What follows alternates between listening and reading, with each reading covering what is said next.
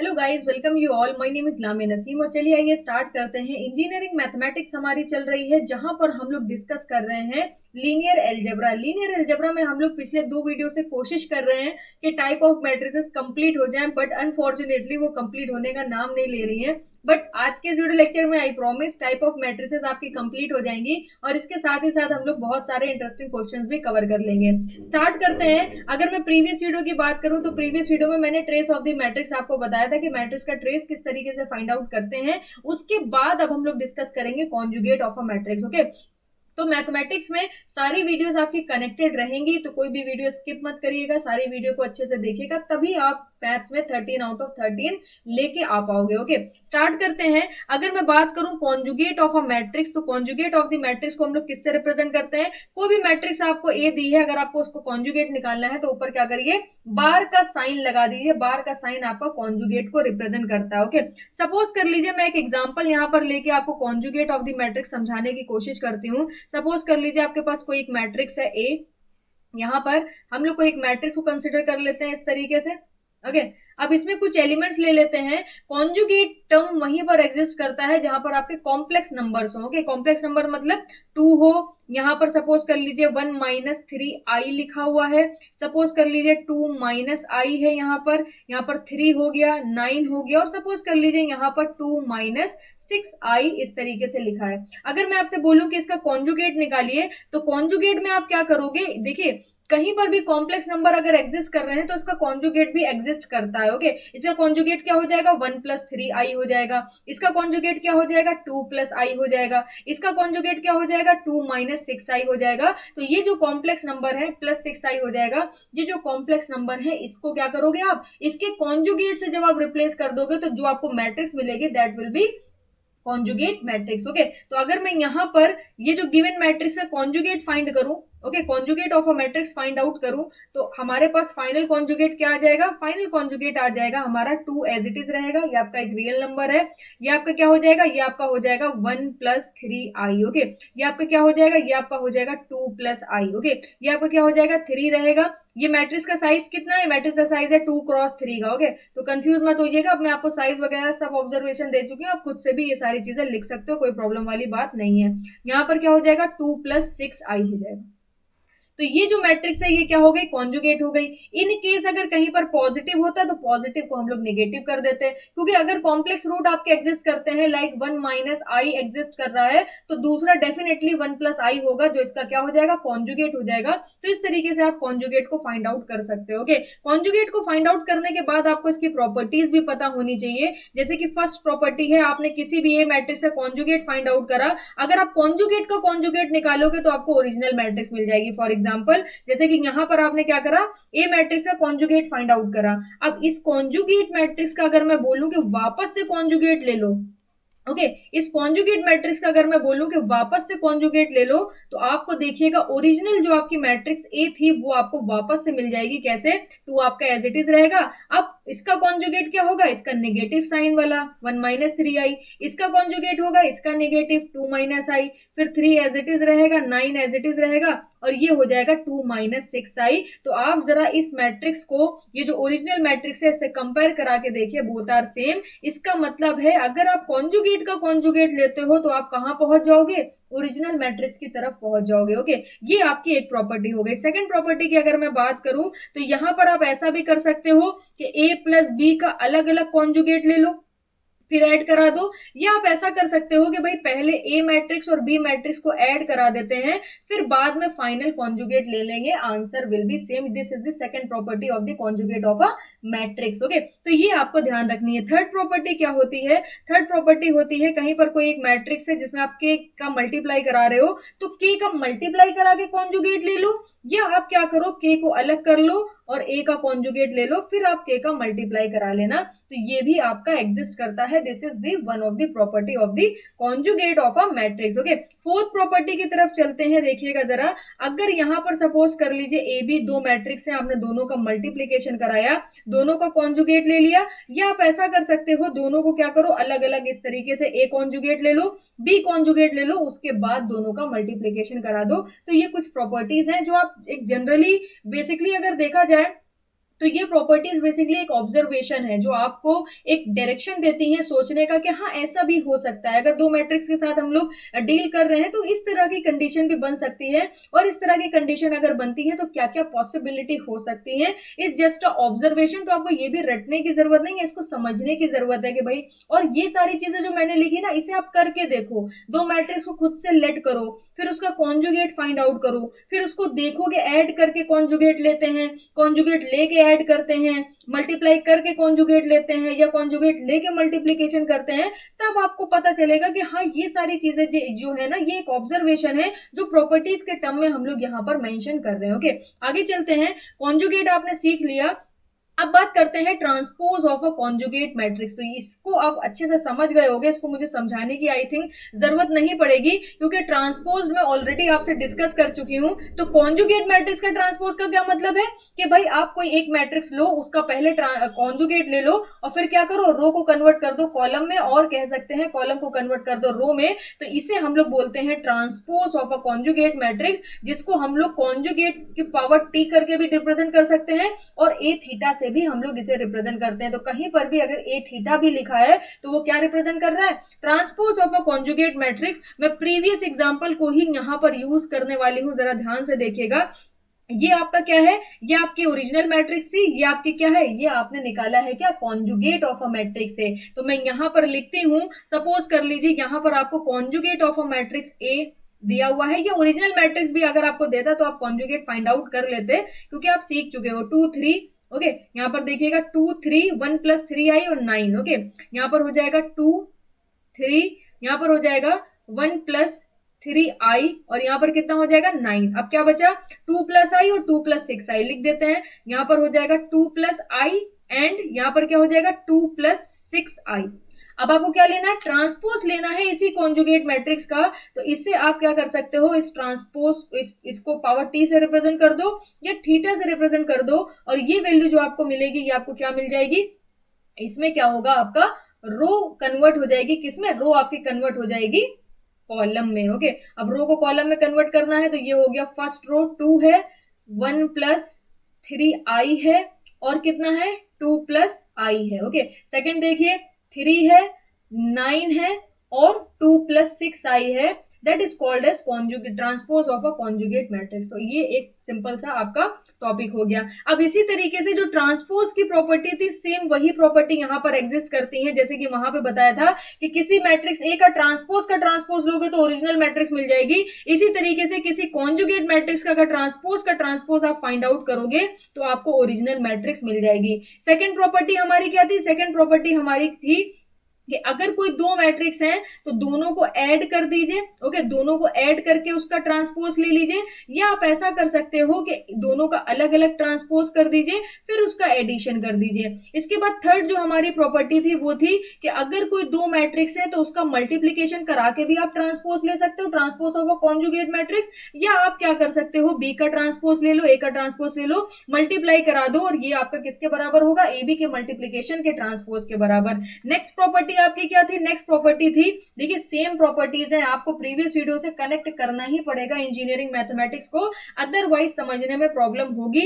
ये ना समझने वालों के लिए बहुत ही डिफिकल्ट सब्जेक्ट है, और समझने वालों के लिए बहुत ही इजी सब्जेक्ट है। तो दोनों चीजें इसकी एग्जिस्ट करती हैं अर्थ पर। ओके, बहुत सारे लोगों के लिए बहुत आसान सब्जेक्ट है, और बहुत सारे लोगों के लिए इतना मुश्किल है कि वो इसे स्किप कर देते हैं। तो मैं पूरी कोशिश कर रही हूँ कि मैं आपके लिए आसान बना सकूं, इसी वजह से मुझे टाइम लग रहा है टाइप ऑफ मैट्रिसेस को कवर करने में, क्योंकि मैं हर पॉसिबल चीजें आपको दिखाने की कोशिश कर रही हूँ। ओके, तो यहां पर देखिएगा, सपोज कर लीजिए तीन मैट्रिक्स हैं, आप तीनों का मल्टीप्लाई करा के भी क्या कर सकते हो, ट्रांसपोज ले सकते हो, या आप सी ट्रांसपोज, बी ट्रांसपोज और ए ट्रांसपोज भी ले सकते हो। अब ये थीटा क्या शो कर रहा है, ये थीटा शो कर रहा है कि आपने किसी कॉन्जुगेट मैट्रिक्स का ट्रांसपोज लिया। अगर यहाँ पर टी होता तो इससे पता चलता आपने किसी रियल मैट्रिक्स का ट्रांसपोज लिया है। ओके, तो चलिए ये आपका टॉपिक कवर हो गया, यहाँ पर आपने कॉन्जुगेट मैट्रिक्स भी सीख ली, और किस तरीके से ट्रांसपोज लिया जाता है ये भी मैंने आपको क्लियर कर दिया। आगे चलते हैं, अब मैं आपको सिखाती हूँ classification of the real matrix. सबसे पहले हम लोग रियल मैट्रिक्स का क्लासिफिकेशन करेंगे, उसके बाद हम लोग आगे चलेंगे और कॉम्प्लेक्स मैट्रिक्स का क्लासिफिकेशन करने वाले हैं। ओके, रियल मैट्रिक्स का जो क्लासिफाई करा गया है वो 3 पार्ट में करा गया है। 3 तरह की आपके रियल मैट्रिक्स होती हैं और किस रिलेशन पर बेस्ड है, ट्रांसपोज और ओरिजिनल मैट्रिक्स के रिलेशन पर बेस्ड है। जैसे कि फर्स्ट मैट्रिक्स आपकी होती है सिमेट्रिक मैट्रिक्स। फर्स्ट मैट्रिक्स आपकी क्या है, सिमेट्रिक मैट्रिक्स है। हम लोग कब बोलेंगे कोई मैट्रिक्स सिमेट्रिक है, अगर आप उस मैट्रिक्स का ट्रांसपोज लो और आपको वही ओरिजिनल मैट्रिक्स मिल जाए, that type of matrix is known as symmetric matrix. और एक और तरीका है सिमेट्रिक मैट्रिक्स को पहचानने का, अगर ए आई जे की पोजीशन जो है, ए आई जे की पोजीशन पे जो एलिमेंट है वो ए जे आई की पोजीशन पर भी एलिमेंट है, तो that type of matrix is called as symmetric matrix. जैसे कि यहां पर अगर मैं बात करूं, A12 पर जो एलिमेंट होना चाहिए वो A21 पर भी एलिमेंट होना चाहिए। अब A12 क्या है, A12 रिप्रेजेंट कर रहा है first row second column, first row second column, यानी ये एलिमेंट की बात हो रही है। मैं इसे सर्किल कर देती हूं, मैं इसे सर्किल कर देती हूं। अब मैंने क्या बोला कि अगर ये सिमेट्रिक मैट्रिक्स है तो A21 के बराबर होना चाहिए, यानी A21 की जो पोजीशन है वहां पर भी आपका क्या होना चाहिए, यही H होना चाहिए। A21 का मतलब क्या है, सेकंड रो और first column. Okay, second row और फर्स्ट कॉलम क्या होगा, ये सेकंड रो हो गई और ये आपका फर्स्ट कॉलम हो गया। देख लिए दोनों ही पोजीशन पर सेम एलिमेंट रखा हुआ है। इसी तरीके से यहां पर अगर मैं आपसे बोलूं कि A31, अगर ये सिमेट्रिक मैट्रिक्स है, A31 A13 के बराबर होनी चाहिए, क्योंकि ये कंडीशन क्या है, ये कंडीशन मैंने यही तो लिखी है भैया कि अगर आप ट्रांसपोज से पहचान सकते हो तो पहचान लो, किसी मैट्रिक्स का ट्रांसपोज ले लो और वो अगर आपके ओरिजिनल मैट्रिक्स के बराबर है तो सिमेट्रिक मैट्रिक्स है। और दूसरी कंडीशन ये है कि भाई ए आई जे और ए जे आई की जो पोजीशन है उस पर जो एलिमेंट रखा होगा that will B same. Okay, तो यहां पर देखिएगा जरा, मैं आपको दिखाती हूं, ध्यान से देखिएगा। अगर मैं 3 1 की बात करूं तो बात हो रही है थर्ड रो फर्स्ट कॉलम की, तो ये आपकी थर्ड रो होगी और ये आपका फर्स्ट कॉलम हो जाएगा। जरा यहां पर आप एलिमेंट देखिए, जी रखा है। और 1 3 का क्या मतलब है, फर्स्ट रो थर्ड कॉलम। तो फर्स्ट रो क्या होगा, ये हो गई, और थर्ड कॉलम आपका क्या हो गया, ये हो गया। दोनों पे आप देख सकते हो एलिमेंट आपका सेम रखा हुआ है, तो इसका मतलब ये मैट्रिक्स आपकी कौन सी है, ये मैट्रिक्स आपकी सिमेट्रिक मैट्रिक्स है। इस तरह की मैट्रिक्स को हम लोग बोलते हैं सिमेट्रिक मैट्रिक्स। ओके, अब कुछ प्रॉपर्टीज आप ध्यान रखिएगा, मैं आपको बता देती हूं। सबसे पहले फर्स्ट प्रॉपर्टी लिखिए, for any matrix A. Okay, यहां पर मैं सबसे पहले बात करने जा रही हूं फॉर एनी मैट्रिक्स ए। कोई भी मैट्रिक्स ए के लिए जब आप उसका ए और ए ट्रांसपोज का मल्टीप्लाई कराओगी, okay, that will always symmetric matrix. Okay, that will always symmetric matrix, symmetric matrix. तो एक ये प्रॉपर्टी हो गई, कोई भी मैट्रिक्स हो आप उसका ए और ए ट्रांसपोज का जब आप मल्टीप्लाई कराओगे तो ए ट्रांसपोज से जो आपको मैट्रिक्स मिलेगी वो आपकी सिमेट्रिक मैट्रिक्स ही होगी। दूसरी कंडीशन क्या है, आपके पास कोई एक मैट्रिक्स है, कोई भी मैट्रिक्स, उसको क्या करो, उसके ट्रांसपोज के साथ ऐड करके डिवाइडेड बाय 2 कर दो, वो भी आपकी क्या होगी, इज ऑलवेज सिमेट्रिक मैट्रिक्स। वो भी आपकी क्या होने वाली है, is always symmetric, is always symmetric matrix. Okay, वो भी आपकी सिमेट्रिक मैट्रिक्स होगी। इसी के साथ साथ कुछ बातें और ध्यान रखिएगा, कुछ बातें और ध्यान रखिएगा। If A matrix, if a matrix is a real matrix, is a symmetric matrix। Okay, अगर सपोज कर लीजिए कोई मैट्रिक्स A है वो आपकी सिमेट्रिक मैट्रिक्स है, तो उसका अगर आप देखोगे, सपोज कर लीजिए कोई A और B, एक अनदर मैट्रिक्स आप B भी कंसिडर कर लो, सपोज कर लो कोई A भी मैट्रिक्स है, दोनों सिमेट्रिक है, तो वो दोनों मैट्रिक्स को जब आप ऐड करोगे तो उनका एडिशन भी क्या होगा, एडिशन भी सिमेट्रिक होगा। बात समझ रहे हैं, उसका एडिशन भी क्या होगा, आपको सिमेट्रिक मैट्रिक्स ही देगा। मतलब क्या है, कोई भी मैट्रिक्स ए कंसिडर कर लीजिए, जब उस मैट्रिक्स का ट्रांसपोज लेके उसकी मैट्रिक्स से आप मल्टीप्लाई करोगे, इट मींस ए ट्रांसपोज निकालोगे, तो वो एक सिमेट्रिक मैट्रिक्स होगा। फिर मैंने क्या बोला, किसी भी मैट्रिक्स के लिए, ओके, किसी भी मैट्रिक्स के लिए बस वो रियल होनी चाहिए, क्योंकि यहां पर हम लोग क्लासिफिकेशन कर रहे हैं रियल मैट्रिक्स का। अगर आप उसका ट्रांसपोज निकाल के ए ट्रांसपोज डिवाइडेड बाय 2 करते हो तो वो भी आपको क्या मिलेगा, सिमेट्रिक मैट्रिक्स मिलेगा। फिर मैंने आपसे बोला कि कोई 2 मैट्रिक्स कंसिडर कर लो, ए और बी, और दोनों सिमेट्रिक हैं, तो जब आप उनका एडिशन करोगे तो उनका एडिशन भी सिमेट्रिक होगा। उनका जब आप सब्सट्रैक्शन करोगे ओके, एक सेकेंड, उनका जब आप सब्सट्रैक्शन करोगे तो सब्सट्रैक्शन भी आपको क्या मिलेगा, सब्सट्रैक्शन भी आपको सिमेट्रिक मिलेगा। ऐसा नहीं है कि इंडिविजुअली ये सिमेट्रिक थी, इंडिविजुअली ये सिमेट्रिक थी, उसके बाद जैसे ही आपने एडिशन सब्सट्रैक्शन करा तो ये सिमेट्रिक नहीं रह गई। नहीं, अगर ए और बी मैट्रिक्स सिमेट्रिक है तो एडिशन करने के बाद भी सिमेट्रिक रहेंगी, सब्सट्रैक्शन करने के बाद भी सिमेट्रिक रहेंगी। मगर A B, okay, A B अगर आप निकालोगे multiplication, that may or may not be symmetric, ये सिमेट्रिक हो भी सकता है और सिमेट्रिक नहीं भी हो सकता है। ओके, तो ये बात याद रखिएगा, दैट मे बी और may not be symmetric. Okay, may not be symmetric. तो ये कुछ बातें हैं जो आप ध्यान रखिएगा, आप ध्यान रखोगे तो फिर गेट वगैरह के क्वेश्चन आपके लिए काफी आसान हो जाएंगे, क्योंकि गेट में आपसे डायरेक्टली क्वेश्चन नहीं पूछे जाते हैं, इसी तरीके से प्रॉपर्टी पे बेस्ड क्वेश्चन होते हैं। तो जिनको ये सारी चीजें पता होती हैं वो क्वेश्चन आसानी से कर लेते हैं, और जिनको सिर्फ पता होता है कि डिटर्मिनेंट कैसे निकालते हैं, प्रॉपर्टी के बारे में कोई नॉलेज नहीं है, जिनको पता है रैंक कैसे निकालते हैं, प्रॉपर्टी के बारे में कोई नॉलेज नहीं है, तो वो बेसिक क्वेश्चन तो कर ले जाएंगे। जो आपके एकेटीयू में आते हैं, जो आपके ऐसे नॉर्मली आपको देखने को मिलते हैं, वो तो क्वेश्चन आपके हो जाएंगे, मगर कॉम्पिटिटिव लेवल का कोई क्वेश्चन आप सॉल्व नहीं कर पाओगे। ओके, आगे चलते हैं। हमारा सिमेट्रिक मैट्रिक्स एक क्लासिफिकेशन हो गया। दूसरा जो क्लासिफिकेशन है, जैसे कि मैंने आपको बताया कि रियल मैट्रिक्स को 3 पार्ट में ब्रेक करा गया है। तो first one is the symmetric matrix, second one is the skew symmetric matrix. Okay, skew symmetric matrix क्या होता है? स्क्यू सिमेट्रिक मैट्रिक्स होता है कि जब आप किसी ओरिजिनल मैट्रिक्स ए का ट्रांसपोज लो तो आपको निगेटिव में वही मैट्रिक्स वापस में मिल जाए, यानी सिर्फ साइन चेंज हो जाए। That type of matrix is known as skew symmetric matrix. Okay, अब skew symmetric matrix में एक चीज और ध्यान रखिएगा, ए आई जे और ए जे आई को जब आप देखोगे तो सिर्फ माइनस का चेंज होगा, मैग्नीट्यूड जो एलिमेंट का होगा वो आपका सेम होगा। यानी ए आई जे की पोजीशन वो किसके इक्वल होगी? माइनस ए जे आई की पोजीशन के इक्वल होगी। जैसे कि मैं कहना क्या चाह रही हूं, इस रूल के अकॉर्डिंग, जो मैंने यहाँ पर रूल लिखा है, इस रूल के अकॉर्डिंग क्या होना चाहिए? इस रूल के अकॉर्डिंग होना चाहिए कि भाई अगर ए आई जे की पोजीशन पे 2 लिखा है तो ए जे आई की पोजीशन पे क्या होना चाहिए? -2 लिखा होना चाहिए। तो यहां पर अगर मैं कंसिडर करूं, यहां पर अगर मैं कंसिडर करूं A23 की पोजीशन, ओके, तो A23 जो है वो -A32 के बराबर होनी चाहिए। तो A23 क्या है? Second row third column, second row third column हमारे पास क्या आ जाएगा? ये F आ जाएगा। और A32 क्या है? थर्ड रो सेकेंड कॉलम, तो ये आपकी थर्ड रो हो गई, ये सेकेंड कॉलम हो गई। देख लीजिए यहाँ पर F जो है वो -F यहाँ पर रखा है, इसका मतलब ये क्या है? एक स्क्यू सिमेट्रिक मैट्रिक्स है। इसी तरीके से यहाँ पर A12 की बात करें तो A12 और A21 क्या होना चाहिए? दोनों के मैग्नीट्यूड सेम होने चाहिए, साइन चेंज होना चाहिए। तो A12 का मतलब क्या है? First row second column. तो फर्स्ट रो सेकंड कॉलम पे जब आप चलोगे तो आपको ये मिल जाएगा, ये रहा फर्स्ट रो सेकंड कॉलम, और सेकंड रो यहां पर आ गए, फर्स्ट कॉलम ये हो गया। तो देख लीजिए एक जगह H रखा हुआ है, एक जगह -H रखा हुआ है। ओके, तो इस तरीके से यहां पर आपको पहचानना है कि कौन सी मैट्रिक्स आपकी सिमेट्रिक मैट्रिक्स है, कौन सी मैट्रिक्स स्क्यू सिमेट्रिक मैट्रिक्स है। और एक चीज याद रखिएगा, स्क्यू सिमेट्रिक मैट्रिक्स में all the diagonal elements will be 0। Okay, तो मैं कुछ पॉइंट्स लिखने चाह रही हूं, उस पर ध्यान दीजिएगा। कोई भी मैट्रिक्स ए में जब आप A - A transpose divided by 2 निकालोगे, that will B skew symmetric matrix। Okay, that will be for any matrix A, ऐसे इस तरह से आप लिख लीजिएगा, मैं पूरा नहीं लिख रही हूं। for any matrix A, if we find A - A transpose divided by 2, then this value is also skew symmetric matrix. Okay, ये वैल्यू भी आपकी क्या होगी? ये मैट्रिक्स आपकी क्या होगी? स्क्यू सिमेट्रिक मैट्रिक्स होगी। इसी के साथ साथ ध्यान रखिएगा, ऑल दी डायगोनल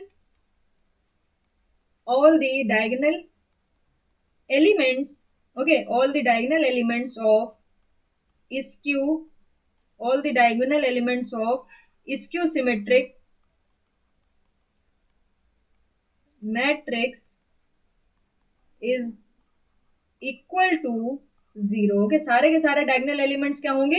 0 होंगे। इसी के साथ साथ आपको एक बहुत ही इंपॉर्टेंट पॉइंट और भी ध्यान रखना है, जितनी भी odd order skew symmetric matrix होंगी, मतलब क्या है? जितनी भी ऑड ऑर्डर का मतलब क्या? 3x3 की स्क्यू सिमेट्रिक मैट्रिक्स हो गई, 5x5 की स्क्यू सिमेट्रिक मैट्रिक्स हो गई आपके। इस तरीके से जितने भी ऑड नंबर होंगे, 7x7 की मैट्रिक्स आपकी स्क्यू सिमेट्रिक मैट्रिक्स हो गई। ओके, तो जितनी भी odd order skew symmetric matrix होंगी, उसका जब आप डिटर्मिनेंट की वैल्यू फाइंड आउट करोगे, that will be equal to 0। Okay, तो यहां पर आपको ध्यान रखना है, मैं लिख देती हूं, एवरी ऑड ऑर्डर का मतलब समझ गए ना, ऑड ऑर्डर का मतलब ही समझाना है। जैसे कि 3x3 की मैट्रिक्स, जो मैट्रिक्स मैंने लिखी है ये 3x3 की है, 5x5 की मैट्रिक्स, इवन ऑर्डर मैट्रिक्स क्या होगी, 2x2, 4x4, 6x6, ये क्या है, इवन ऑर्डर मैट्रिक्स है। तो every odd order skew symmetric matrix, okay,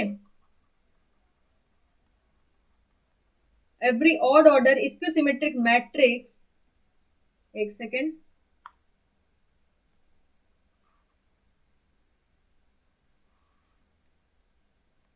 every odd order skew symmetric matrix determinant, okay, determinant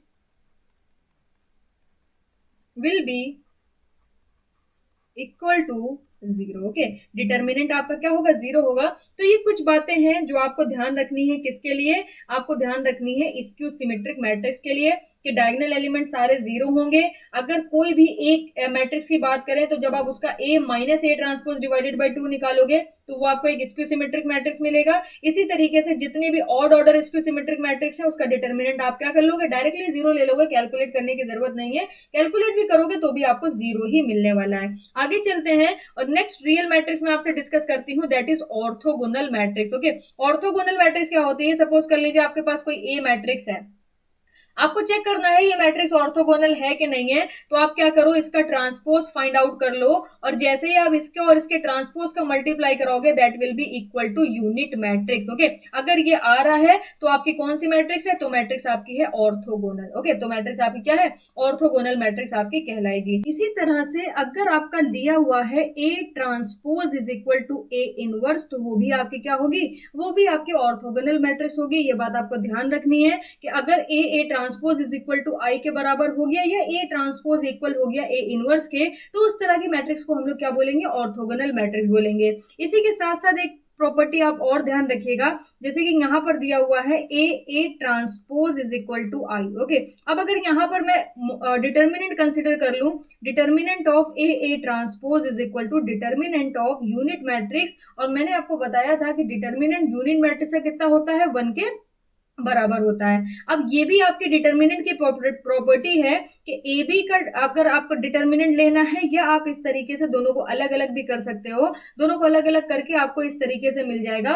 और ये भी एक डिटर्मिनेंट की प्रॉपर्टी है कि अगर कोई ट्रांसपोज है तो ट्रांसपोज का डिटर्मिनेंट जो होगा वो आपके ओरिजिनल मैट्रिक्स के डिटर्मिनेंट के बराबर होगा। तो यहाँ पर आप क्या कर सकते हो, ट्रांसपोज मैट्रिक्स के डिटर्मिनेंट को आप रिप्लेस कर सकते हो डिटर्मिनेंट ऑफ द ए। तो यहाँ पर आपको मिल जाएगा determinant of A square is equal to 1। अब यहां पर अगर आप डिटर्मिनेंट की वैल्यू को फाइंड आउट करोगे that will be equal two plus minus 1।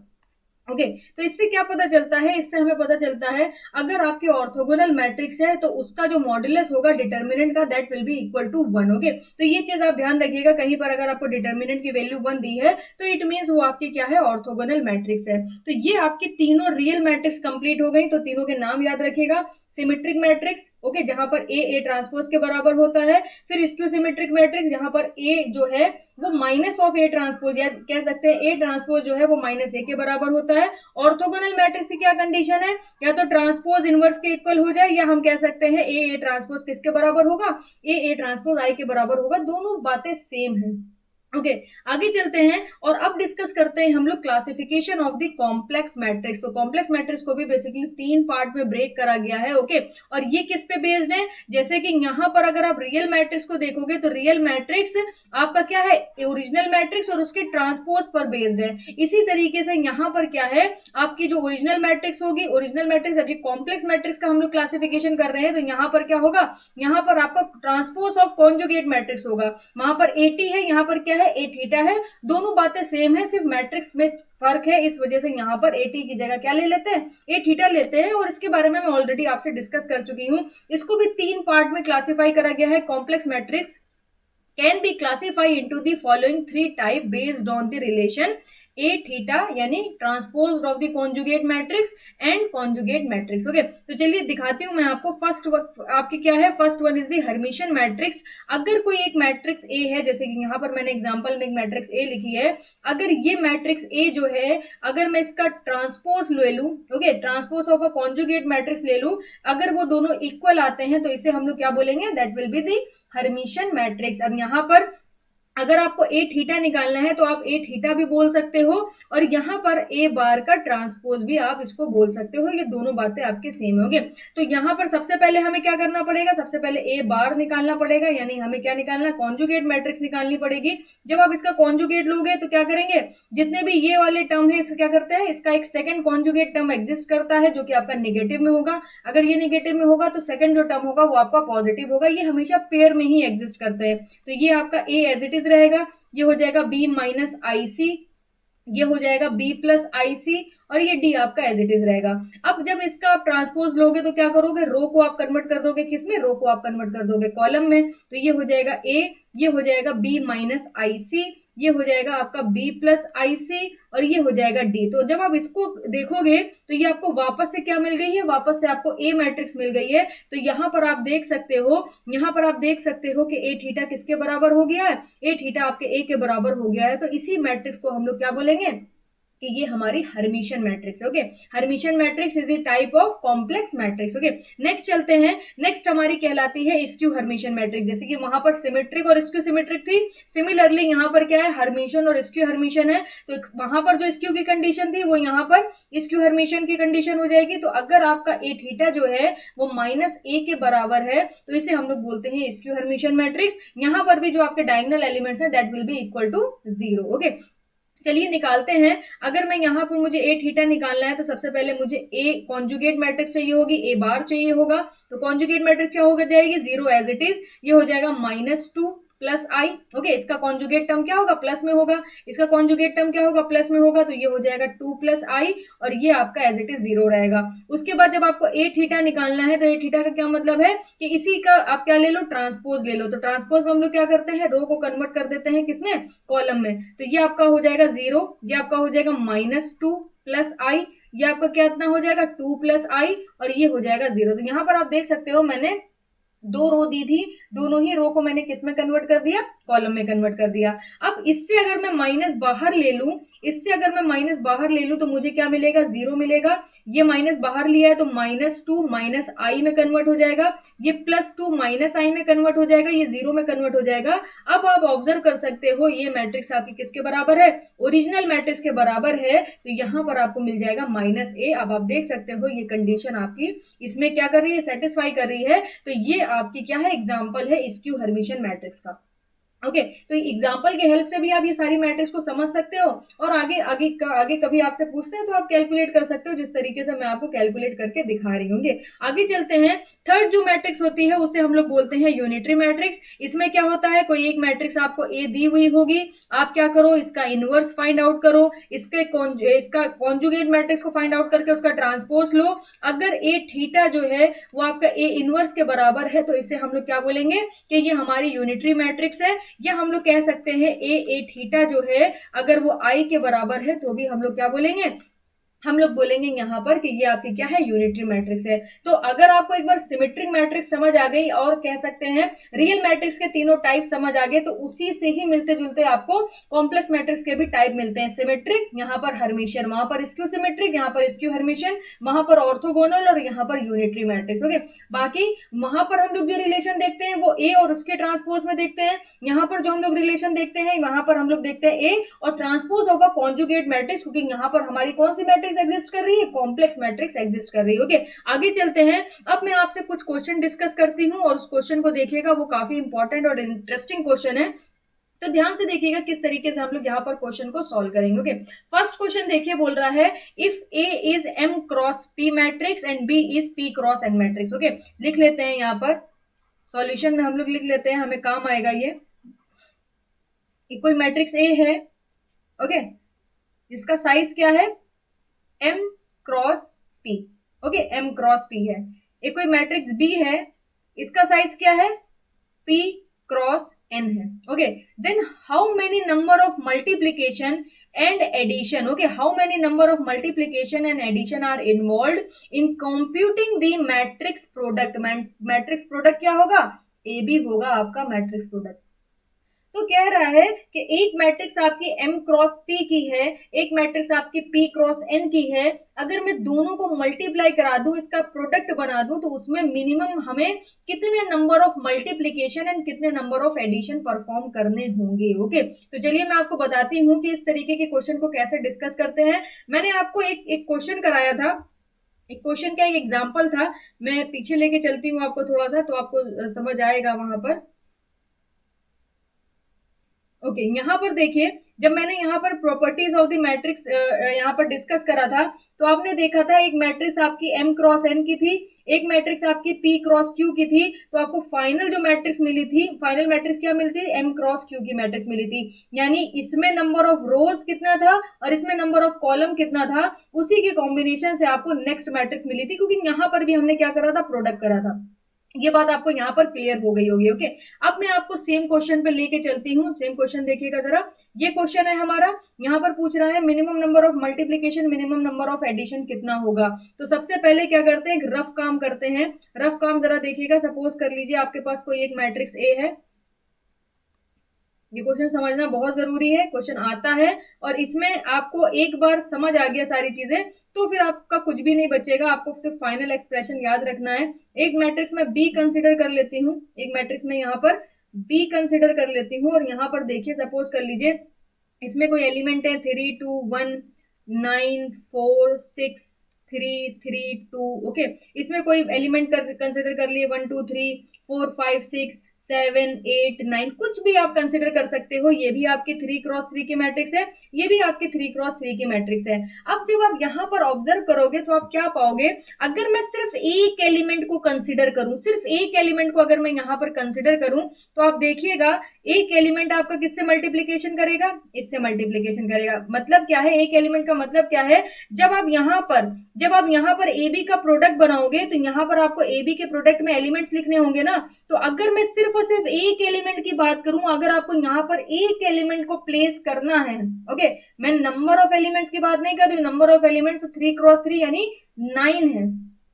अब 9 में से मैं सिर्फ एक एलिमेंट की प्लेसमेंट की बात कर रही हूं, तो एक एलिमेंट के प्लेस कराने के लिए आपको क्या करना पड़ता है? इसको इससे मल्टीप्लाई कराना पड़ता है, इसको इससे मल्टीप्लाई कराना पड़ता है, और इसको इससे मल्टीप्लाई कराना पड़ता है, और फिर उसके बाद क्या करना पड़ता है? ऐड करना पड़ता है, तब आप एक एलिमेंट को प्लेस कर पाते हो। ओके, बात समझ आ रही होगी आपको। मैं यहाँ पर ए बी का प्रोडक्ट बनाने की कोशिश कर रही हूँ, और ये चीज ऑब्जर्व करने की कोशिश कर रही हूँ कि अगर कोई एक एलिमेंट मुझे प्लेस करना है ए बी के प्रोडक्ट में, तो वहां पर आप देखोगे कि मैंने क्या करा? 3 को 1 से मल्टीप्लाई कराया, फिर 2 को मैंने 4 से मल्टीप्लाई कराया, फिर 1 को मैंने 7 से मल्टीप्लाई कराया। यानी एक एलिमेंट को प्लेस करने के लिए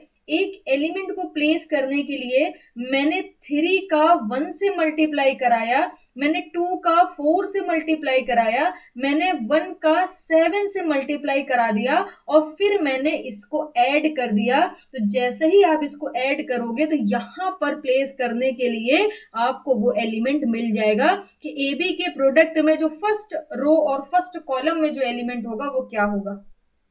तो आप कुछ सोच के देखो, यहां पर आपको कुछ ऑब्जर्वेशन दिख रही है क्या? कि ए बी के प्रोडक्ट में अगर मुझे एक एलिमेंट प्लेस कराना था, तो मैंने यहां पर क्या करा? मैंने यहां पर 3 मल्टीप्लीकेशन किए, 1 2 3। मैंने यहां पर क्या करा? मैंने यहां पर 3 मल्टीप्लीकेशन करे। Multiplication number 1, multiplication number 2 and multiplication number 3। और 3 के साथ साथ मैंने नंबर ऑफ एडिशन कितने परफॉर्म करे? नंबर ऑफ एडिशन मैंने 2 परफॉर्म करे। एक नंबर ऑफ एडिशन ये रहा और एक नंबर ऑफ एडिशन ये रहा। इसका मतलब है प्रोडक्ट में अगर आप एक एलिमेंट प्लेस कराते हो, तो वहां पर आप क्या कर रहे हो? अगर 3 क्रॉस 3 की मैट्रिक्स है, बात समझने की कोशिश करिएगा, अगर यहां पर आप ए बी का प्रोडक्ट बनाओगे, तो ए बी के प्रोडक्ट की जो मैट्रिक्स का साइज होगा वो किसके बराबर होगा?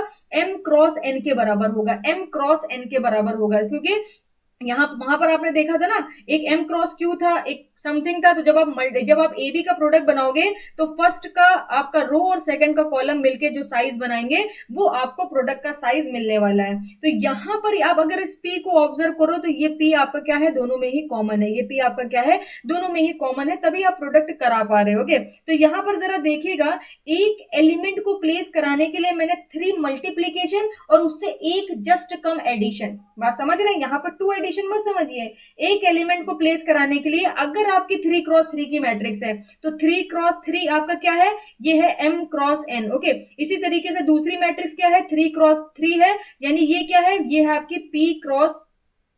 m क्रॉस p, और ये क्या है, p क्रॉस n। ओके, यहाँ पर मैंने इसको a कह दिया है और इसको मैंने यहाँ पर b कह दिया है। तो फाइनल जो आपको वैल्यू मिली है वो m क्रॉस n की वैल्यू मिली है, यानी 3 क्रॉस 3 की मैट्रिक्स आपको मिली है। तो ये p आपका क्या है, दोनों में ही कॉमन है। और यहाँ पर इस पर्टिकुलर केस में अगर आप p की वैल्यू देखोगे तो that will be equal to 3। Okay, क्योंकि ये 3 क्रॉस 3 की मैट्रिक्स है, तो यहाँ पर p की वैल्यू किसके बराबर है, 3 के बराबर है। तो एक एलिमेंट को प्लेस कराने के लिए अगर आपने 3 मल्टीप्लीकेशन करे हैं और 2 एडिशन करे हैं, यानी आपने p मल्टीप्लीकेशन करे हैं और p माइनस 1 एडिशन करे हैं, बात समझे, आपने p मल्टीप्लीकेशन करे हैं और p माइनस 1 एडिशन करे हैं। मैं आपको फिर से समझाती हूं, जब आपने एक एलिमेंट को कंसिडर करा, अभी मैं सिर्फ और सिर्फ 3 क्रॉस 3 की मैट्रिक्स की बात कर रही हूं, जहां पर हमने क्या करा है, m क्रॉस p का p क्रॉस n से मल्टीप्लाई कराया है, इट मींस 3 क्रॉस 3 का 3 क्रॉस 3 से मल्टीप्लाई कराया है। तो फाइनल जो हमें मैट्रिक्स मिली है वो m क्रॉस n की मिली है,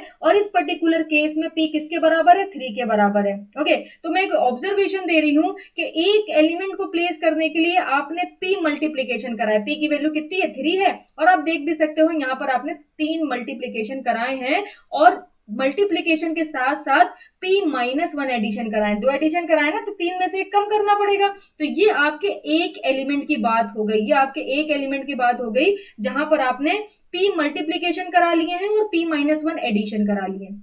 ओके, ये इतना क्लियर हो गया।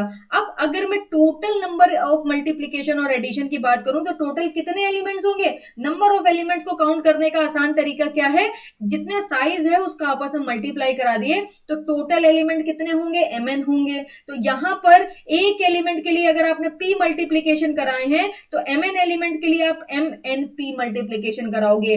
अब एक एलिमेंट के लिए अगर आपने p माइनस 1 एडिशन कराए हैं तो अगर total number of elements mn है तो आप जब p माइनस 1 का mn से मल्टीप्लाई कराओगे तो ये जो वैल्यू आपको देगा, ये क्या दे देगा, ये आपको दे देगा टोटल नंबर ऑफ एडिशन। इससे आपको एक फॉर्मूला मिल गया इस तरीके के क्वेश्चन के साथ डील करने का, इसमें आपको एक फॉर्मूला मिल गया। इस फॉर्मूले से अब आप कोई भी क्वेश्चन को सॉल्व कर सकते हो विदाउट एनी ऑब्जर्वेशन, क्योंकि ऑब्जर्वेशन आपने कर ली और ये जो एक्सप्रेशन आपने बनाए हैं ये आपने ऑब्जर्वेशन से ही बनाए हैं। ये आपका क्या शो कर रहा है, ये आपका शो कर रहा है total number of multiplication. Okay, total number of multiplication को ये शो कर रहा है, टोटल नंबर ऑफ मल्टीप्लीकेशन।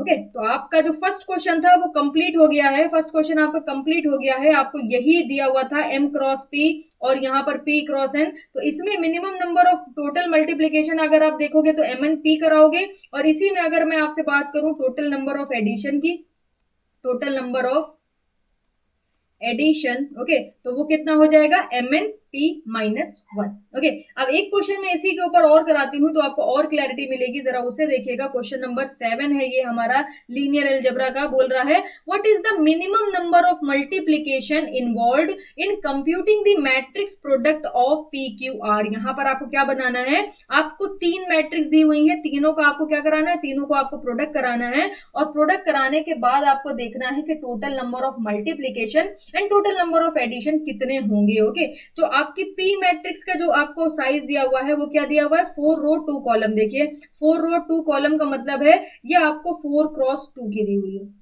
इसी के साथ साथ क्यू मैट्रिक्स में क्या है, 2 रो है और 4 कॉलम्स है, यानी 2 रो एंड 4 कॉलम्स है। तो ये जो क्यू हो जाएगा ये आपका किसके बराबर हो जाएगा, ये आपका बराबर हो जाएगा 2 क्रॉस 4 के। इसका जो साइज दिया हुआ है वो 2 क्रॉस 4 दिया हुआ है। उसके बाद क्या बोल रहा है, एंड मैट्रिक्स आर हैज, यहाँ पर मैट्रिक्स आर को जरा देखिएगा, इसका जो साइज दिया हुआ है वो 4 रो दिया हुआ है और 1 कॉलम दिया है, तो 4x1 दिया हुआ है। अब यहाँ पर क्या है, यहाँ पर 3 मैट्रिक्स का मल्टीप्लीकेशन है, वहां पर सिर्फ 2 का मल्टीप्लीकेशन था, तो आपने इजिली कैलकुलेट कर लिया।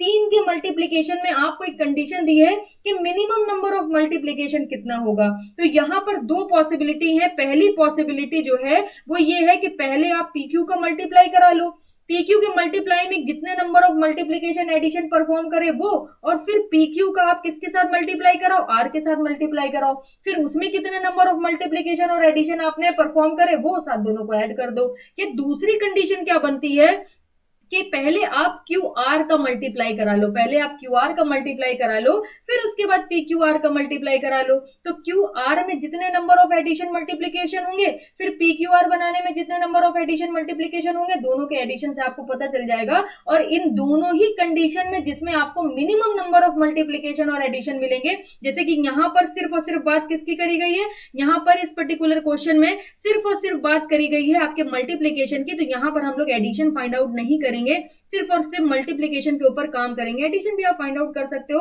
आपको फॉर्मूला पता है। ओके, तो यहाँ पर हमारे पास 2 कंडीशन है, हम दोनों कंडीशन को यहाँ पर देखेंगे, फिर ये चेक करेंगे कि किस कंडीशन में मिनिमम नंबर ऑफ मल्टीप्लीकेशन मिल रहे हैं, तो वो कंडीशन हमारी क्या होगी, हमारा आंसर हो जाएगी। तो यहाँ पर फर्स्ट कंडीशन में कंसिडर करने जा रही हूँ, यहाँ पर मैं फर्स्ट कंडीशन को कंसिडर करने जा रही हूँ, जहां पर मैं क्या करूंगी, पहले पी क्यू को मल्टीप्लाई करा लूंगी।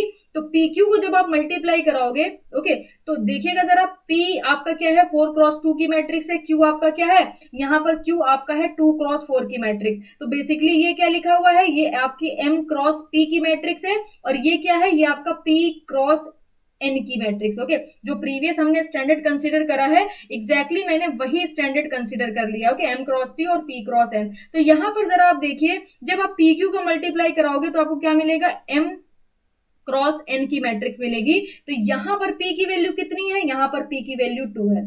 ओके, यहाँ पर पी की वैल्यू 2 है। तो अगर मैं देखूं number of multiplication, number of multiplication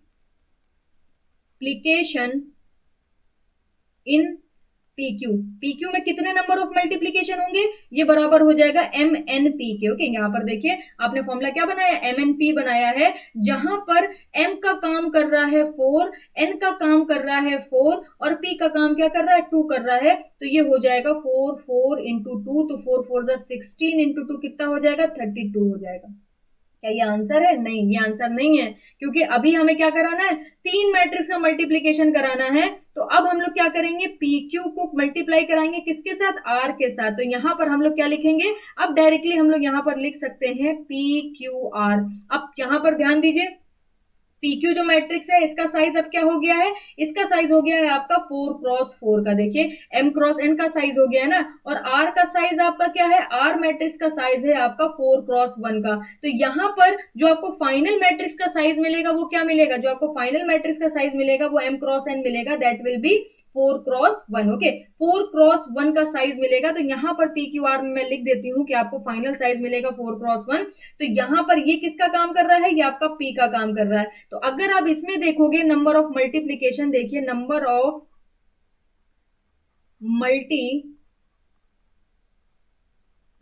okay, PQR बनाने में कितने नंबर ऑफ मल्टीप्लीकेशन होंगे, तो ये हो जाएगा MNP। ओके, ये आपका किसके बराबर हो जाएगा, देखिएगा जरा, MNP के बराबर हो जाएगा। तो M कितना है, 4 है, N कितना है, 1 है, और P कितना है, P भी आपका 4 के बराबर है, तो ये 16 हो गया। तो टोटल कितने मल्टीप्लीकेशन आपने यहाँ पर परफॉर्म करे, जरा देखिएगा, अगर मैं बात करूं total number of multiplication, okay, total number of multiplication आपने कितने परफॉर्म करे, 32 परफॉर्म करे PQ बनाने में, और 16 परफॉर्म करे आपने PQR बनाने में। ये टोटल कितना हो गया, 48 हो गया। क्या ये हमारा आंसर है, नहीं, हम नहीं कह सकते कि ये हमारा आंसर है। जब तक हम लोग सेकंड कंडीशन को चेक नहीं कर लेते तब तक हम लोग कुछ भी यहाँ पर नहीं कह सकते कि क्या होगा। तो सेकंड कंडीशन में सबसे पहले क्या करेंगे, QR का मल्टीप्लीकेशन करेंगे। तो जब आप QR का मल्टीप्लीकेशन करोगे तो साइज क्या होगा, उसको आपको यहाँ पर देखना है। ये हो गया Q, ये हो गया R, अब ये हो गया M, ये हो गया P, ये हो गया P, ये हो गया N। तो M क्रॉस N की जो मैट्रिक्स बनेगी वो आपकी क्या बनेगी, वो आपकी बनेगी 2 क्रॉस 1 की मैट्रिक्स। और इस पर्टिकुलर केस में P की वैल्यू कितनी है, 4 है। तो यहां पर आप देख सकते हो इस पर्टिकुलर केस में P की वैल्यू 4 है। तो QR बनाने में अगर मैं यहां पर देखूं कि नंबर ऑफ मल्टीप्लीकेशन कितना होगा, ओके, नंबर ऑफ मल्टीप्लीकेशन कितना होगा क्यू आर बनाने में, ये बराबर होगा आपका एम एन पी के। एम आपका 2 है, एन 1 है, पी आपका 4 है, तो कितना हो जाएगा, 8 हो जाएगा। ओके, अब क्या बनाना है, अब हमें बनाना है पी क्यू आर। तो जब आप पी क्यू आर बनाओगे तो क्यू आर का साइज कितना है, 2 क्रॉस 1 है, और पी का इंडिविजुअल साइज कितना है, पी का इंडिविजुअल साइज है 4 क्रॉस 2, तो ये हो जाएगा 4 क्रॉस 2। अब जरा यहां पर ऑब्जर्व करिए, आपको जो पी क्यू आर का साइज मिलेगा वो क्या मिलेगा, ये आपका एम है, ये P है, ये P है, ये N है। तो M क्रॉस N का साइज जो होगा वो क्या होगा, वो आपका 4 क्रॉस 1 का साइज हो जाएगा। ओके, और इस पर्टिकुलर कंडीशन में जो P की वैल्यू होगी वो 2 होगी। तो अगर मैं टोटल नंबर ऑफ पूछूं, total number of multiplication, okay, total number of multiplication कितना होगा, एम एन पी। अब इस पर्टिकुलर केस में M4 है, N1 है, और P कितना है, 8 है, तो यहां पर भी 8 हो गया। अब अगर आपको टोटल चाहिए, जैसे कि यहां पर टोटल मत लिखिए वरना कंफ्यूजन होगी। अब अगर आपको टोटल नंबर ऑफ मल्टीप्लीकेशन चाहिए फॉर सेकेंड केस, कितना हो जाएगा, 8 + 8 16। तो जरा आप खुद देखो, अगर आप पहले क्या करते हो, पहले PQ का मल्टीप्लाई करा के फिर R से मल्टीप्लाई कराते हो, तो टोटल नंबर ऑफ मल्टीप्लीकेशन कितने होंगे, 48। और अगर आप क्या करते हो, क्यू आर का मल्टीप्लाई पहले करा के फिर पी से मल्टीप्लाई कराते हो, तो टोटल कितना मल्टीप्लीकेशन होगा, टोटल मल्टीप्लीकेशन होगा 16। तो कौन सा कम है, क्योंकि आपसे तो मिनिमम पूछा था ना, आपसे तो मिनिमम पूछा था, तो आप कौन सा आंसर टिक करोगे, डेफिनेटली यहां पर आप आंसर टिक करोगे 16। कि 16 पी क्यू आर का अगर आपको प्रोडक्ट बनाना है, प्रोडक्ट आपको अगर बनाना है, तो टोटल 16 मल्टीप्लीकेशन मिनिमम, मैक्सिमम आपके 48 भी हो सकते हैं। ओके, मिनिमम आपका 16 मल्टीप्लीकेशन की नीड होगी, आपको PQR का प्रोडक्ट मिल जाएगा। ओके, तो इस तरीके के क्वेश्चन आते हैं, इसमें और भी आपको कई क्वेश्चन मिल जाएंगे आगे, जब मैं गेट प्रीवियस ईयर के कुछ और क्वेश्चन डिस्कस करूंगी, जहां पर स्पेशली वो वीडियोस आपकी क्वेश्चन से ही रिलेटेड होंगी, स्पेशली उसमें सिर्फ और सिर्फ हम लोग क्वेश्चन डिस्कस करेंगे, वहां पर मैं और भी कोशिश करूंगी आपको नए नए क्वेश्चन करा सकूंगे। आगे चलते हैं, अब हम लोग क्वेश्चन नंबर 8 को डिस्कस करते हैं। ये लीनियर अलजेब्रा का क्वेश्चन नंबर 8 है। ओके, यहाँ पर बोल रहा है if theta is belong to R then the maximum value of delta. Okay, आपको क्या बताना है, डेल्टा की मैक्सिमम वैल्यू बताना है। Delta is nothing but the determinant of this particular matrix, जो आप स्क्रीन पर अपनी देख सकते हो। तो यहाँ पर क्या करते हैं, हमें इस डेल्टा की मैक्सिमम वैल्यू बतानी है। तो मैक्सिमम वैल्यू तो हम बाद में बताएंगे, सबसे पहले हम लोग क्या करते हैं, इसको एक्सपेंड करते हैं। तो ये आपका लिखा हुआ है 1 + sin थीटा, ये आपका लिखा हुआ है 1 + cos थीटा। तो जब आप यहाँ पर इसको कैलकुलेट करोगे तो क्या मिलेगा, सबसे पहले 1 कंसिडर करेंगे, तो ये हो जाएगा आपका 1 + sin थीटा, फिर मल्टीप्लीकेशन में 1 + cos थीटा, और फिर आपको क्या मिलेगा, -1, क्योंकि आप क्रॉस मल्टीप्लीकेशन कराओगे ना, इसका इसके साथ, फिर इसका इसके साथ कराएंगे। फिर यहाँ पर -1 कंसिडर करेंगे, -1 कंसिडर करेंगे तो क्या हो जाएगा, 1 + cos थीटा -1, फिर +1 कंसिडर करेंगे तो ये कितना हो जाएगा, 1 - 1 - sin थीटा। तो ये मैंने क्या करा है, ये मैंने बेसिकली डिटर्मिनेंट को आपके सामने यहाँ पर लिखा, और इससे पहले भी मैं आपको डिटर्मिनेंट काफी बार बता चुकी हूँ। तो आई होप आपको इसमें ऐसा नहीं लग रहा होगा कि है ये क्या लिख दिया, मुझको तो समझ ही नहीं आया, ऐसा मतलब मत करिएगा। मैं आपसे इतनी उम्मीद तो कर सकती हूँ कि अब आपको डिटर्मिनेंट निकालना आ गया होगा। ओके, क्योंकि धीमे धीमे हमारा लेवल बढ़ता जाएगा, हम आगे बढ़ते चले जाएंगे, तो यहाँ पर आपको इसमें क्लैरिटी मिलनी चाहिए। अब ऐसा ना करिएगा कि आपको यहाँ पर ये डिटर्मिनेंट ही लिखा हुआ नहीं समझ आ रहा है, तो फिर आप मैथ्स नहीं सीख पाओगे। आप इसको समझो, इन केस अगर नहीं समझ आता है तो आप मेरे से क्लियर करो, बट एट द एंड जो आपका रिजल्ट होना चाहिए वो आपका पॉजिटिव होना चाहिए। रास्ते में आपको जितनी भी मेहनत करनी पड़े पॉजिटिव रिजल्ट लाने के लिए, वो आप करते चलोगे। चलिए देखते हैं, यहाँ पर इसको जब आप थोड़ा सा सिंप्लीफाई करोगे तो आपको क्या मिलेगा, यहाँ पर आपको मिलेगा, सबसे पहले दोनों ब्रैकेट का आपस में मल्टीप्लाई कराइए, तो मिलेगा 1 + cos theta plus sin theta plus cos theta sin theta. Okay, ये आपको ब्रैकेट का मल्टीप्लीकेशन मिल जाएगा। -1 जो रखा है एज इट इज रखा रहने दीजिए। अब यहाँ पर देखिए, -1 से +1 कैंसिल होगा, -1 से -1 आपका दोनों कैंसिल आउट हो जाएंगे।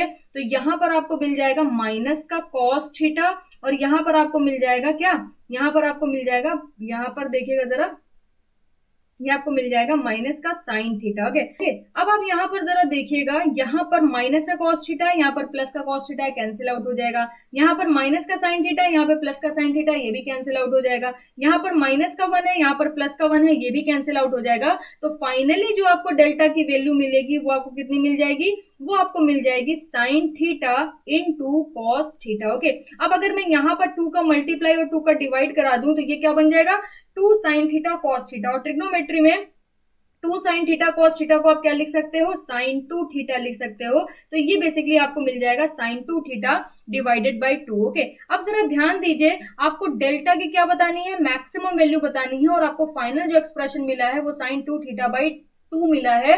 तो ये वैल्यू आपकी मैक्सिमम तभी होगी जब साइन 2 थीटा की वैल्यू आप क्या रखो, मैक्सिमम वैल्यू रखो। तो साइन 2 थीटा मैक्सिमम वैल्यू किस पे देता है, साइन 2 थीटा मैक्सिमम वैल्यू आपका देता है 1 पर। 1 is the maximum value of sine curve. Okay, आपको पता होगा 1, अगर आप साइन का कर्व बनाओगे तो साइन कर्व आपका इस तरीके से बनता है। तो ये मैक्सिमम में भी 1 देता है और मिनिमम में भी आपका क्या देता है, 1 देता है। तो यहाँ पर इसकी अगर आप मैक्सिमम वैल्यू लोगे तो आप क्या पुट करोगे, साइन थीटा की मैक्सिमम वैल्यू पुट करोगे, that will be equal to 1। तो फाइनल जो आपका आंसर होगा वो क्या आ जाएगा, 1/2, that is your final answer. Okay, तो यहां पर ये क्वेश्चन आपने कंप्लीट कर लिया है। नेक्स्ट क्वेश्चन की तरफ चलते हैं, जरा उसे देखिएगा। नेक्स्ट क्वेश्चन है क्वेश्चन नंबर 9, जहां पर आपसे क्या बोल रहा है, एक मैट्रिक्स आपको दी हुई है 1k के 2n k स्क्वायर प्लस के, बाकी सारे टर्म आपके कांस्टेंट टर्म है, खाली ये टर्म आपके क्या है, वेरिएबल है। क्योंकि ये जो मैट्रिक्स आपको दी है a to the power n, यहाँ पर n टू द पावर 1 से k तक अगर आप समीशन करते हो तो आपको वैल्यू कितनी मिल जाएगी, 72 मिल जाएगी। इसका मतलब क्या है, आपको फाइनली k की वैल्यू फाइंड आउट करनी है।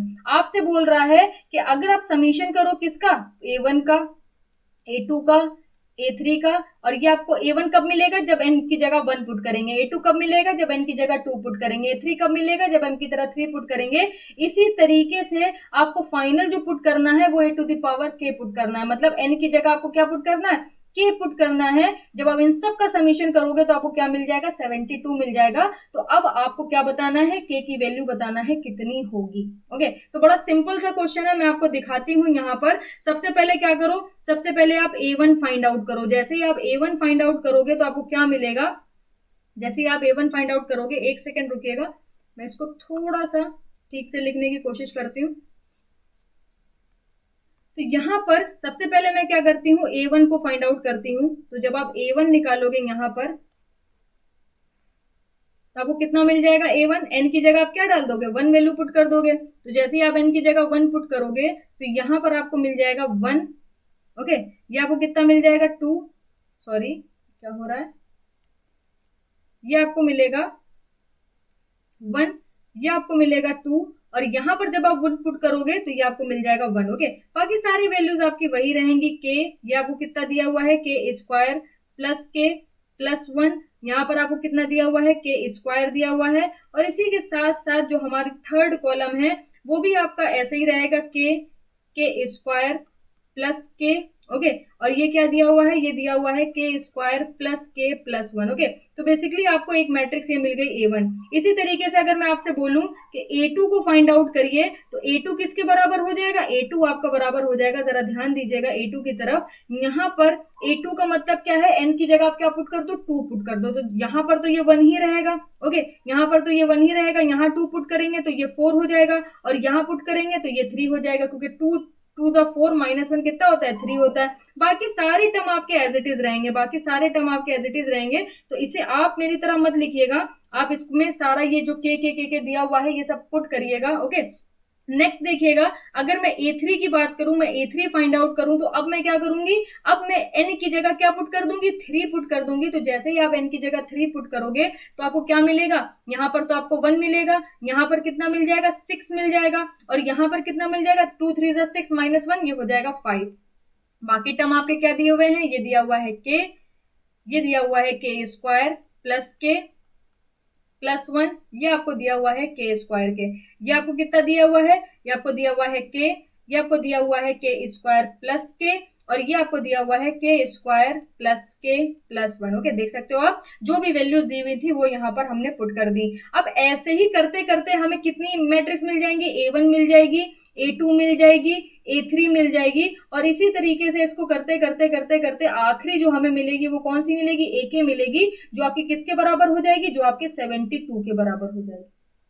ओके, तो आप इनको ऐड कैसे करोगे, देखिएगा जब आप इनको ऐड करोगे तो ये वाले जो दो कॉलम आपको दिख रहे हैं यहाँ पर, इनमें तो कोई भी फर्क नहीं पड़ेगा, ये कॉलम तो आपके सिमिलर कॉलम है, ये सेम रहेंगे, बट यहाँ पर देखिए 1 है, 1 है, 1 है, तो आपको करना क्या है, जब आप एडिशन करोगे तो 1 प्लस 1 प्लस 1 प्लस 1 कहां तक ऐड करोगे, K तक, तो टोटल आपको कितना मिल जाएगा, K मिल जाएगा। ओके, क्योंकि आपको 1 1 1 1 कहां से ऐड करना है, n इज इक्वल टू 1 से लेकर n is equal to K तक आपको ऐड करना है, तो यहाँ पर जब आप n से लेकर 1 से K तक आप ऐड करोगे तो आपको बेसिकली क्या मिल जाएगा, आपको K की वैल्यू मिल जाएगी। इसी तरीके से जरा सेकंड एलिमेंट देखिएगा, फर्स्ट कॉलम का सेकंड एलिमेंट देखिए, आपको पहले 2 मिला, फिर 4 मिला, ओके, उसके बाद क्या मिलेगा, उसके बाद आपको 6 मिलेगा, तो इससे एक पैटर्न पता चलता है, नेक्स्ट 8 होगा, उसके बाद 10 होगा, इसी तरीके से लास्ट एलिमेंट आपको कितना मिलेगा, K मिलेगा। तो यहां पर आप देख सकते हो ये एपी को फॉलो कर रहा है, इट मींस ये अर्थमेटिक प्रोग्रेशन को फॉलो कर रहा है, तो यहां पर हम क्या कर सकते हैं, अर्थमेटिक प्रोग्रेशन लगा सकते हैं। कैसे लगाएंगे अर्थमेटिक प्रोग्रेशन, देखिएगा सबसे पहले आप देखो 2 मिला, 4 मिला, 6 मिला, और लास्ट टर्म क्या है, लास्ट टर्म आपका K है। अब यहां पर अगर आपको समीशन करना है, टोटल K टर्म का समीशन आपको करना है, तो क्या हो जाएगा, ये हो जाएगा K/2, ब्रैकेट में क्या लिखते हैं, 2A plus n-1 into D, यानी K-1 इंटू डी, मतलब क्या है, A आपका क्या शो करता है, first term, and D is the difference. I hope आपको अर्थमेटिक प्रोग्रेशन आती होगी, जो हम लोग 12th में पढ़ते हैं। तो यहां पर आपको टोटल समीशन कितना मिल जाएगा, ये आपको मिल जाएगा K/2, फर्स्ट टर्म किसके बराबर है, 2 के, तो ये हो जाएगा 2 इंटू 2 प्लस ये कितना हो जाएगा, K-1, और डिफरेंस कितना है, डिफरेंस जब आप निकालोगे तो 4 माइनस 2 करोगे तो 2 मिल जाएगा।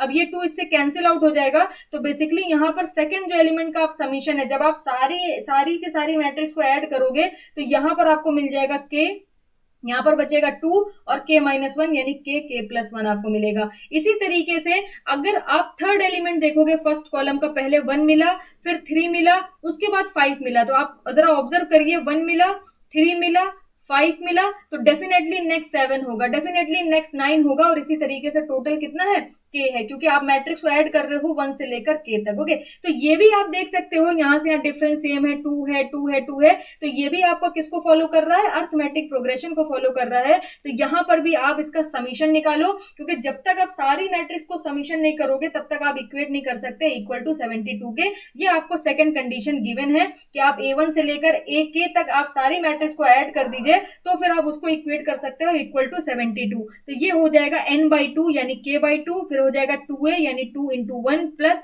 K-1 हो गया, इंटू D किसके बराबर होगा, 2 के बराबर होगा।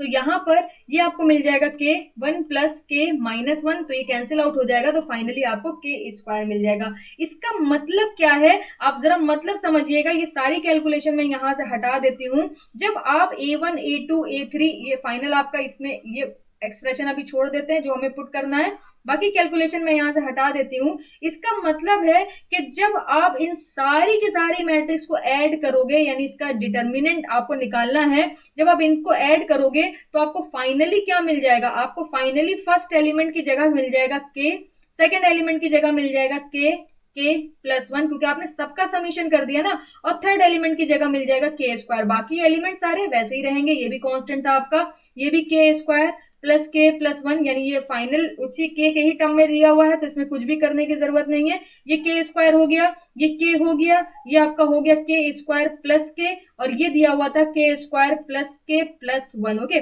बाकी सारी चीजें मैं यहां से देखिए हटा देती हूँ, इसका काम खत्म हो गया है, इसको हमने कैलकुलेट कर लिया है, that is equal to the 72। यही तो उसने बोला था क्वेश्चन में, यही तो क्वेश्चन में बोला था कि भाई A1 से लेकर AK तक सारी मैट्रिक्स को ऐड कर दो, यानी ये बेसिकली डिटर्मिनेंट दिया है, तो इस मैट्रिक्स के डिटर्मिनेंट को सब ऐड कर दो और इक्वल टू किसके कर लो, 72 के।